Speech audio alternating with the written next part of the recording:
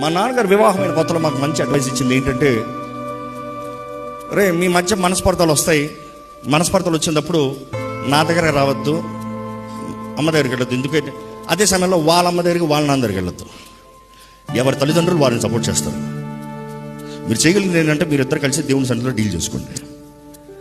If you involve with third person, it is a destruction in your marriage. Because the truth, your father and mother loves you. Your father and mother loves you.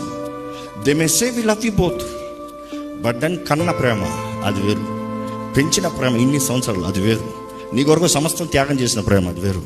When it comes to the defense mode, mother's love will pierce through. But then when something goes wrong, misunderstandings అనేవి వస్తాయి. నేను ముందే చెప్తున్నా, whatever it is, you deal it with yourself. The day you bring a third person, your marriage is done. Nobody can build it. నువ్వు ఎవరి దగ్గర చెప్పుకుంటావు అంటే దేవుడిని తప్ప ఇంకెవరి దగ్గర చెప్పడం లేదు.